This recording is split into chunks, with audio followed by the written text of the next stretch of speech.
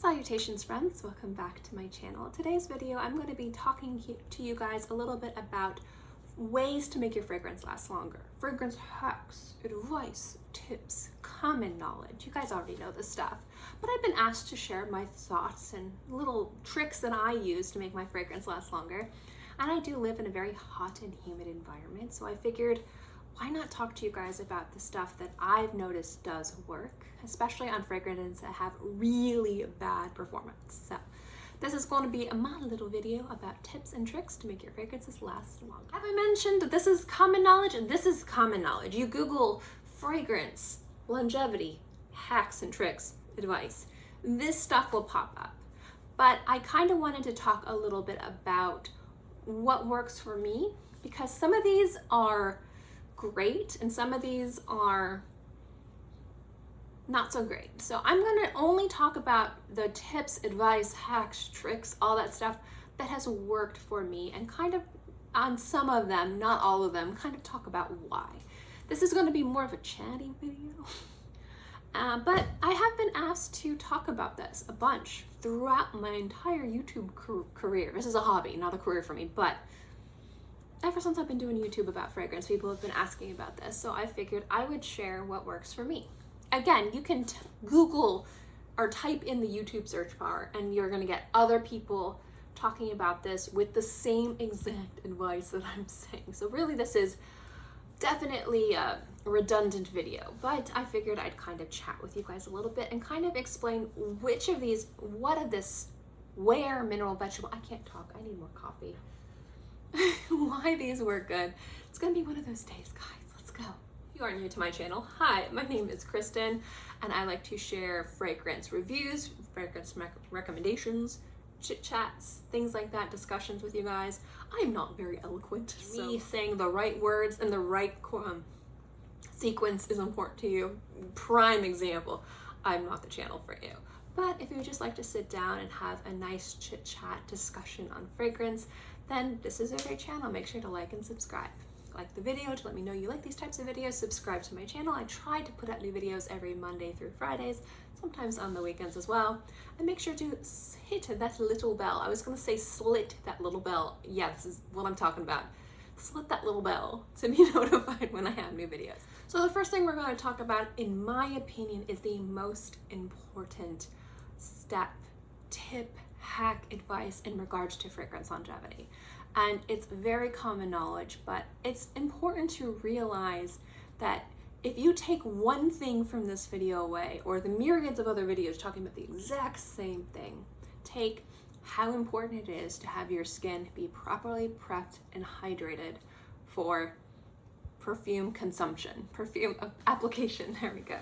I think it's important that people completely forget how important it is to have your skin prepped and primed. Think of it like a canvas. I'm a painter. It's one of my jobs. In fact, it's one of the jobs that helps finance this the most in regards to being able to have the collection that I do. I do a lot of commissions. I do a lot of big pieces. And for me, when I do take a canvas, if I'm going to stretch the canvas myself, I'm feeling particularly adventurous. If I'm going to be lazy and go buy a pre-stretched canvas, no matter what happens, I still have to prime that canvas so that the paint and everything that I apply to it applies better, more smoothly, and more evenly. And that takes a lot of work. It's a lot of sanding, it's a lot of drying, it's a lot of work to get that canvas primed for the paint. I'm not just slapping the paint on the canvas.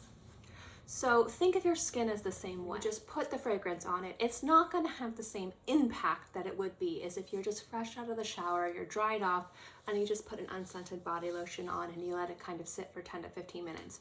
Your fragrance is going to last longer and perform better if you have a prepped and primed canvas or skin. Now, some people like to use Vaseline, some people like to use body butters, body oils, coconut oil. All I have to say is if it's something that you like, something that works for your skin, that's the most important thing. So if you think that Vaseline works the best, slather your skin with Vaseline. Let me make a suggestion though. Instead of just slathering your entire body with Vaseline, which sounds a little too sticky for me, maybe just put a little bit of Vaseline on your pulse points. that would be a great way. And that also works too if you're the type of person where you don't like body lotion. Some people find it's too heavy, too sticky, too uncomfortable, especially if you live in a very humid environment. There's also a cat screaming outside my door, so I'm very sorry for the meows. So instead of putting body lotion all over your entire body, just putting a little bit on your pulse points. So, you know, put a little bit on your neck, your wrists. For me, also the backs of my knees. We'll get into that later. And that way you're not putting so much product on your skin where you feel heavy and sticky, but you're putting it on the most important areas of your body to get the maximum amount of longevity and performance out of your fragrance. I also think it's important to remember too that if you are trying to use body moisturizers, use body lotions to help enhance the longevity and performance of your fragrance, you want to be mindful about scent. Now, some fragrances have companion products like shower gels and body lotions, and those are great. Use those if you're using that fragrance, or if you're going to layer and blend. Like I like to use the Elizabeth Arden body lotion, and then I'll layer Lemon Verde from Guerlain on top. That's a really great combo. But I prefer in all cases to use an unscented body lotion or body butter or body cream on days where I'm using that product for the sole purpose of longevity of fragrance. So that way the scent of the lotions or the moisturizers aren't going to commingle in a negative way with the perfume, and that would be kind of contradictory. It's like, hey, I've got this beautiful woody aromatic fragrance right here, and I'm gonna wear this super sweet sugary body lotion, and it's gonna smell like a mess. Now, if you like the way that smells, that's great, but if you just want to smell like this perfume, you're gonna wanna mix it with something unscented. Now, for some people, not all coconut oil is great on the skin. For some people, depending on the coconut oil that you use, it can be a little on the coconutty side. So I might say steer clear of that just because it does have a bit of a lingering scent. But I do like some coconut oil body lotion. I used to be addicted to the coconut melt from Kopari with white florals. It smells great again, but that's more of a blending experience. But unscented body lotions and products are usually the best. I also like to say a little goes a long way in regards to applying lotions to your skin, specifically to prep and prime for fragrance. If you have too much on your skin, it can get too heavy. You might start to sweat, and your fragrance is going to go kaput. You want to put enough on your skin to moisturize your skin, to absorb in and kind of get that skin ready for the beautiful perfume you're going to spritz on it. So pulse points are also really important too, because fragrance just smells better and performs better with a little bit of heat, and pulse points will give it just the right amount of cooking to perform at its best. This next little discussion part is going to be about hair, and we're going to be talking more about companion products. I'm going to end the video talking about companion products. So companion products to me are things that go with fragrances. Again, body lotions, hand creams, shower gels, things like that. But hair mists are something that a lot of people really love, and some people are completely sleeping on them.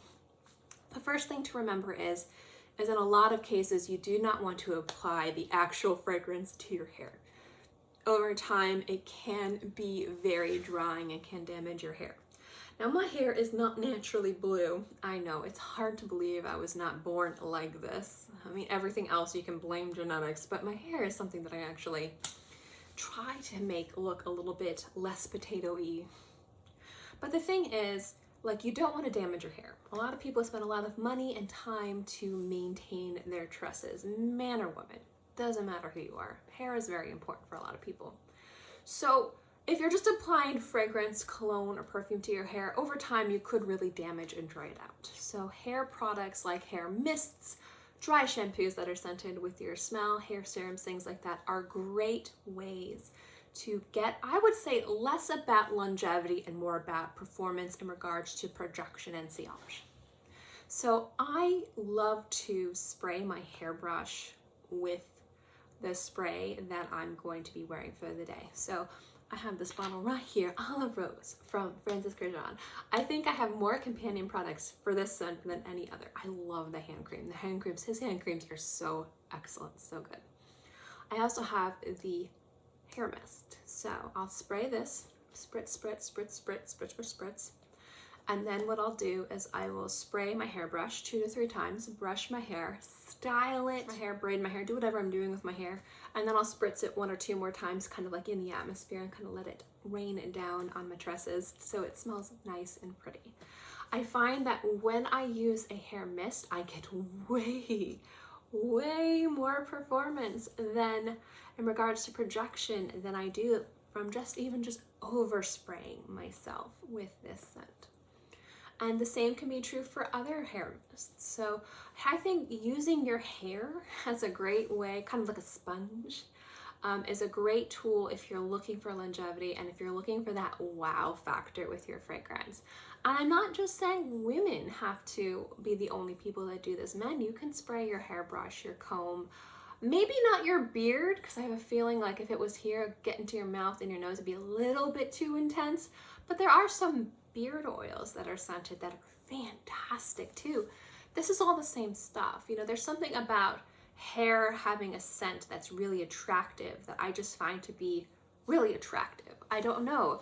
I find I compliment more shampoos than I do actual perfumes. There's just something about somebody walking by and just leaving that beautiful trail of clean, fresh shampooed hair. I just really like. It just smells clean and fresh and well tended to. Now that doesn't mean that you need to overspray your hair with a hair mist, but if performance is a big issue for you, and if projection specifically is something that you need from a fragrance, applying a hair body mist or a hair mist to your hair, I think is going to be one of the things that's going to help amp up that projection. Now, some or a lot of these fragrances won't have a hair or body mist, so I won't recommend applying it to your hair very often. So say you have a bottle, I'm not saying this has it, I'm just grabbing a different bottle because I just filmed a video before, and so I have the bottles in front of me, so I'm using this. For some reason it doesn't project on your skin, but you want it to project because you're going to a party or you're going on a date or you're going someplace where you want to make an impression with your fragrance. If this is your everyday scent, do not apply this to your hair every day. But if you are going to a special event or a special occasion and you want it to project more, if that's important to you, then I would say apply maybe 1 spritz or half a spritz to your comb or your hairbrush. But do it very sparingly, like very sparingly, like very sparingly. And then I would follow up with washing your hair and doing like a hair mask or a deep condition just to kind of protect your tresses. It's really quite easy to damage your hair, and that's why I don't even like to recommend doing that. But if you do it on very rare occasions, I don't think it'll be a big deal. And there are going to be some people that say, hey, I've been doing this to my hair my entire life. I've had no issues, and those people are not wrong. But there is a possibility where it could damage your hair, and that's why I don't want to recommend it, because I don't want to be one of those people that say, well, there's going to be no issue, and then you might have very delicate hair and you do it a few times and you find out your hair is dry and damaged. So that's why I'm saying do it with caution, but there are people who have done it with no issues. There's a kind of a weird idea that overspraying is a great way to make your fragrance last longer. I've noticed for some fragrances that can be true, for some fragrances that can be false. This is kind of like one of those unsubstantiated myths, there we go, M-Y-T-H-S, yes, myths, there we go. I like to overspray because I just like the indulgence of overspraying. I do not overspray everything. There are a few fragrances where I can spray 12 to 15 times, and a few fragrances where one spritz does it. It depends on the fragrance, who I'm going to be around, and just the situation in general. If I'm going to be hanging out with loved ones who do not like scents, I'm A, going to be very mindful of the fragrances I wear around them, and B, I will not overspray, even if it's a fragrance I like overspraying. But if I'm going to be hanging out with myself around the house by myself, I might indulge and spray myself an extra 2 to 3 more times. I do, however, notice that it doesn't really matter too much in regards to longevity. I might get an extra hour, but it's not going to make that fragrance double or triple its usual lifespan. So that's just my thoughts. It might have more projection in regards to I'm literally dripping wet with this fragrance, but it has more to do with projection and sillage and less to do with longevity in regards to it not being a substantial difference to how long it lasts. You can't always spray your clothes. That's another great way to make your fragrance last longer, but just be very mindful. Some scents can stay on your clothes through several washes, so just make sure that's the type of fragrance you want to smell for quite some time. Also, you want to be mindful too of spraying your clothes because some fragrances can stain. I will never spray anything that's lighter than this with a scent just in case I stain. But, you know, spraying on your clothing is a great way to make the fragrance last longer, but I would just say, kind of like spraying your hair with actual perfume, proceed with caution. That's kind of the bulk of the video. The bulk of the video is making sure your skin is moisturized and prepped. Definitely utilizing products like hair mist is really, really great. Applying on your clothes is really nice too. Definitely, again, be very mindful of applying with your clothes. Don't apply to anything that you would be very sad if it was stained or smelled like that for the rest of its life. And just generally, you know, be mindful about these tips too. You don't want to sit here, don't believe just because I'm sitting here and saying, you know, apply this body moisturizer on the top of your ears and then your fragrance will maybe only last 2 hours, it's going to last 10 hours. Be realistic with your expectations with this advice too. If your fragrance has a lifespan of 2 to 4 hours, just be mindful that these tips might prolong it to maybe 6 hours. You're not going to get like a humongous difference in longevity. In a lot of cases, longevity is going to be something that is just not going to be there. It could be body chemistry, it could be environment. Heck, where I live, it's so unforgiving for fragrances. Heat and humidity kills longevity. And so I'm very mindful that, like, especially when I review fragrances, I'm saying, hey, this is 4 to 6 hours. That's great for me. And you guys are gonna be like, that's all? Like, that's a $500 bottle of perfume. That better last all day. But I also know that where I live, it's just gonna completely destroy any happiness or thoughts that this is gonna be something that's gonna last from sun up to sundown. I'm just realistic with my expectations with longevity. And I think it's important to be realistic with your expectations too with these tips and advice. Some people have skin and their body chemistry and their oils in their skin and just everything is just going to be perfect to make a fragrance last longer, and other people it's not. So just be realistic with your expectations in regards to fragrance performance. Now, I did kind of say I was going to talk about companion products. I'm going to do that too, but I'm also going to give you guys one little hack advice thing that I do. A few other people do this. I don't see people talking about this, but I actually like to spray the backs of my knees. Now, for some reason, if I want a fragrance to perform its best in all aspects in regards to longevity, performance, a little bit of a lingering trail, I have to spray the backs of my knees. Whether I'm wearing pants, leggings, joggers, skirt, a dress, doesn't matter. Whether it's touching clothes or it's touching skin, for some reason, I will get the best performance if I spray the backs of my knees. I don't know why. It's just something. I think because it's very warm back there. That sounds so weird.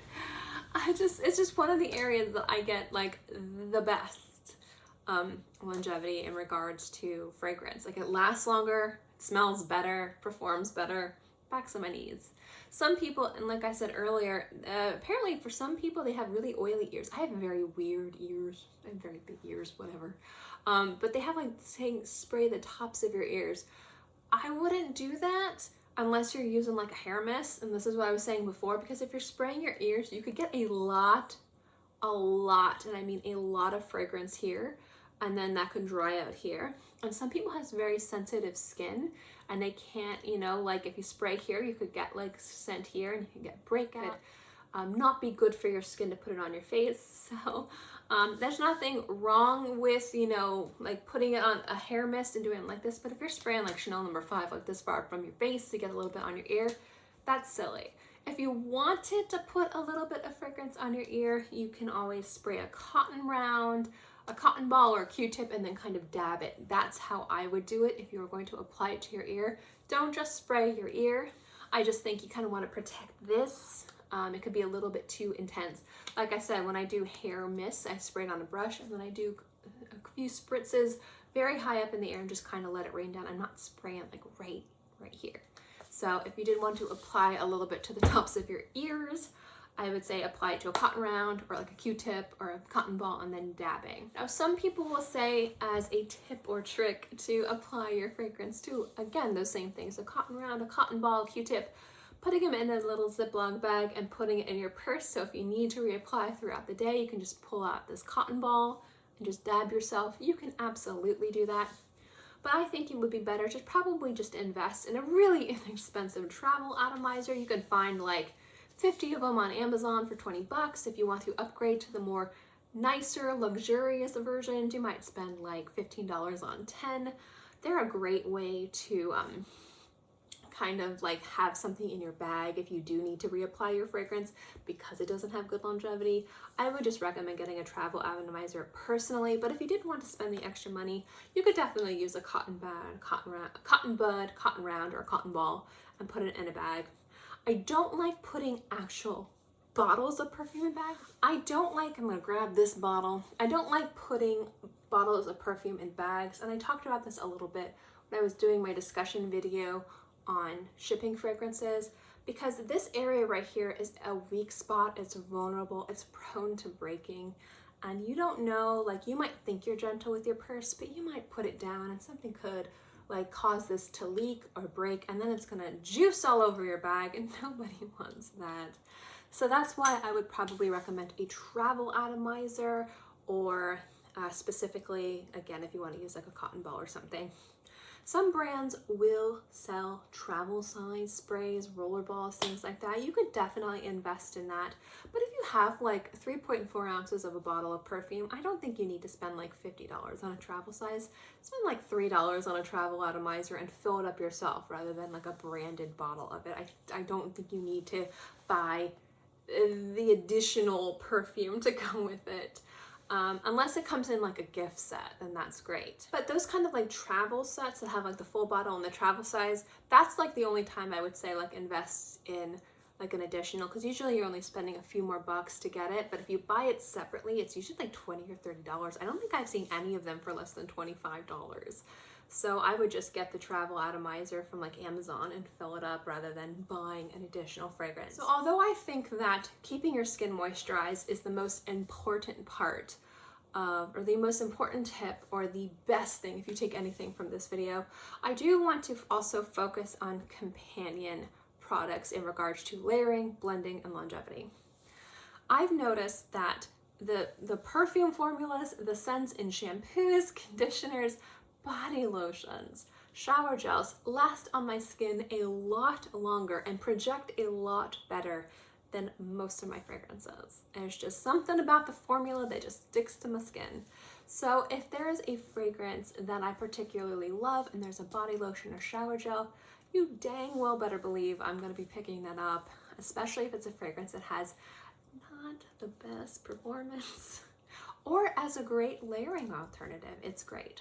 So the most important thing is moisturized skin. Hydrated moisturized skin. Believe it or not, drinking lots of water, less alcohol, coffee will make a big impact. It will. I don't know if it'll make a super noticeable impact, but it'll make an impact. But companion products can be really great. So I know that like fragrances like Angel have their own body butter that's like $100. I've thought about buying it, but I don't think that needs any help with longevity or performance. But there are some more affordable fragrances where you'll find there'll be a sale, and I'll give you an example. So here we go. This is Amazing Grace and Valley Rose. Full price, I think this is like 40 or 50 bucks. I don't quite remember the price of this. When I bought this on sale in a pack with a giant thing of body lotion and a giant thing of shower gel. And it was on sale. So I spent $20. I think it was like 20. It was like less than 30. So it was like between $20 and $30 on all of those products. So I know this fragrance has pretty okay performance. I actually really like the way this smells. I don't mind the philosophy fragrances. I think they're really nice. Valley Rose is really pretty. But the thing is like, it came with a body lotion and a shower gel in those gift sets. If you're going to get companion products, I always recommend getting them in those gift sets. unless you already have the fragrance or unless you already have a lot of the fragrance. If that's like a signature scent and you'll go through a bottle every few months, if you see that signature scent on sale with companion products, I would say pick it up and use that as a backup bottle, because you're going to be saving money because you wear that fragrance, and you're going to be getting some great companion products in regards to shower gels and body moisturizers, and those really, and I mean really, help with fragrance. Again, I would wait till you see the sets on sale, because those sets are usually seasonal sets. So like they'll have like the Christmas packaging, or they'll have like the Valentine's Day packaging, and they can't resell that. So you can usually find them at a bargain. You can also find a lot of those products too if you go to gray market sites or stores. You'll find a lot of those companion shower gels and body lotions for like a steal. That's another great place to look for it. I don't think you need to go to the store and spend full price, because they can be a little on the pricey side, but you can find great deals on them other places. So if you find your favorite fragrance that maybe is lacking a little bit in regards to performance, and you find the shower gel or the body lotion or the body scrub at like TJ Maxx or Marshalls, pick it up for like $6. It's better than paying $35 for it. And it will definitely help with fragrance longevity and performance, and it's also a fun way to kind of layer and blend. Again, this is a lot longer video than I thought it was going to be, and the most important thing in regards to this video is that it's just what you take away from it. You could try all these things, and just because I say they work, they might not work well for you. You want to make sure you have realistic expectations, but also that this video is common knowledge. You guys already know this, but maybe there's a little something else that you can take away from this, like spraying the back of your knees. Anyway guys, thank you so much for watching this video. I hope you enjoyed it. If you have other tips or recommendations in regards to fragrance performance, longevity, or just kind of hacks or myths, let me know in the comment section below. I'd love to know what you guys recommend or what advice has worked really well for you. As always guys, thank you so much for watching this video. I hope you enjoyed it, and I'll see you next time. Bye!